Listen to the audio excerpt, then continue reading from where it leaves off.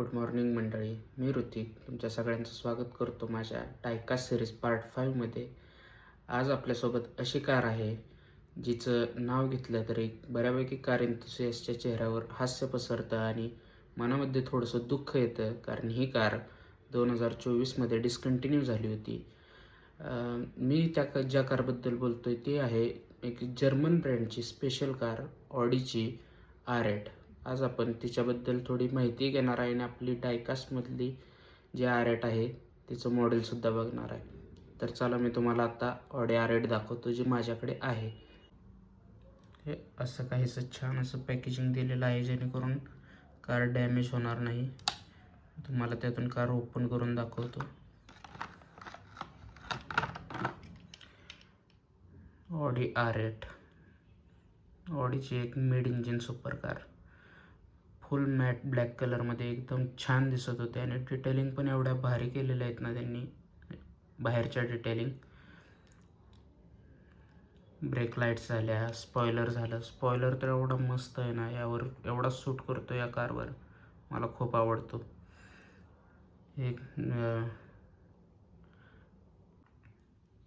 Side पॅनलला carbon फायबरचं detailing असू द्यात, त्यानंतर ग्रिल्स, हेडलाईट्स, बोनेटवरचे डिटेलिंग, स्पॉयलरला पण कार्बन फायबर सारखी डिटेलिंग दिलेली आहे.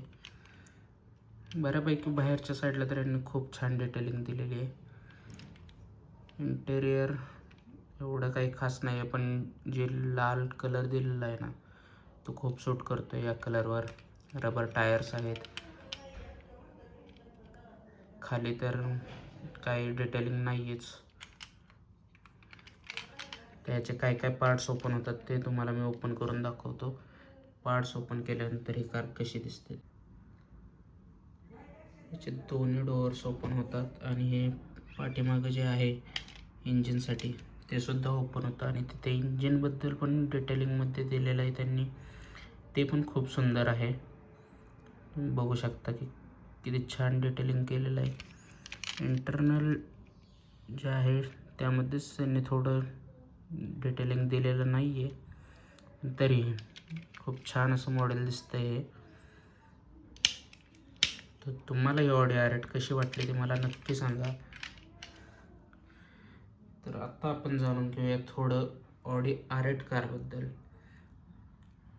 जी ऑडीची आयकॉनिक कार होती मिड इंजिनमध्ये, जी 2006 ते 2024 या 18 वर्षाच्या टाईम पिरियडमध्ये जगभरातील कार एन्थुसियास्टच्या मनावर राज्य करत होती. या कारचं सर्वात मोठं आकर्षण म्हणजे तिचं 5.2 लिटर नॅचरली ॲस्पिरेटेड V10 इंजिन, जे तब्बल 602 हॉर्स पॉवर तयार करत होतं. आणि या कारला 0 ते 100 किलोमीटर पर आवरचा वेग गाठायला फक्त 3.2 सेकंद लागत होते आणि तिचं टॉप स्पीड जवळपास 330 किलोमीटर होतं. लॉन्च झाल्यापासून ते डिस्कंटिन्यू होईपर्यंत या कारच्या जवळपास 46,000हून अधिक युनिट्स विकल्या गेल्या.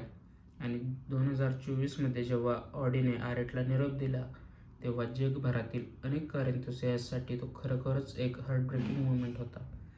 तर तुम्ही मला सांगा, ही ऑडी R8 तुम्हाला कशी वाटली आणि ऑडीने ती का डिस्कंटिन्यू केली असेल हे नक्की सांगा. आणि लाईक आणि सबस्क्राईब करायला विसरू नका.